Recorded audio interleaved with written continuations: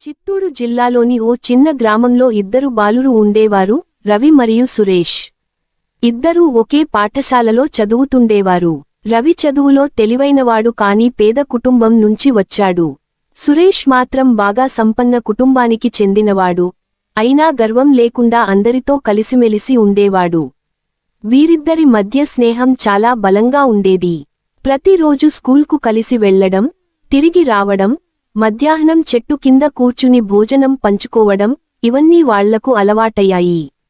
ఒకరోజు రవి ఇంట్లో పరిస్థితి చాలా కష్టంగా మారింది. అతని తండ్రి అనారోగ్యంతో పని చేయలేని స్థితిలోకి వెళ్లాడు. దాంతో రవి చదువు మానేసి కూలీ పనికి వెళ్లాల్సి వచ్చింది. రవి స్కూల్కి రాకపోవడంతో సురేష్కి చాలా బాధ కలిగింది. అతను రవి ఇంటికి వెళ్లి కారణం అడిగాడు. మొదట రవి నిజం చెప్పడానికి మొహమాటపడ్డాడు. కానీ సురేష్ పదే పదే అడగడంతో తన పరిస్థితిని వివరించాడు. సురేష్ వెంటనే తన తల్లిదండ్రులతో మాట్లాడాడు. వాళ్లు కూడా మంచివాళ్లు కావడంతో రవికి స్కూల్ ఫీజు, పుస్తకాలు, యూనిఫారం కొనిచ్చేందుకు ఒప్పుకున్నారు.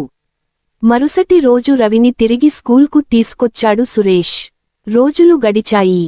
ఇద్దరూ బాగా చదువుతూ 10వ తరగతి పూర్తి చేశారు. రవి ఎప్పుడూ సురేష్ సహాయాన్ని మర్చిపోలేదు. అతని కష్టం వల్ల రవి జీవితంలో ఓ కొత్త ఆశ పుట్టింది. కాలం తిరిగిపోయింది. పెద్దయ్యాక రవి ఒక మంచి ఇంజనీర్ అయ్యాడు. సురేష్ వ్యాపారంలో స్థిరపడ్డాడు.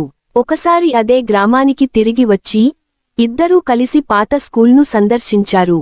అప్పుడు రవి తన మనసులోని మాటను చెప్పాడు. నువ్వు నన్ను ఆ రోజున వదిలేసి ఉంటే ఈరోజు నేను ఇలా ఉండేవాడిని కాను.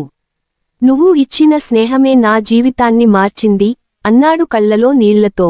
సురేష్ చిరునవ్వుతో, స్నేహం అంటే అవసరంలో ఉన్నప్పుడు చేయి అందించడమేరా అన్నాడు. అప్పటినుంచి వాళ్లు తమ గ్రామంలో పేద పిల్లల కోసం ఉచిత కోచింగ్ సెంటర్ ప్రారంభించారు. చాలామంది పిల్లల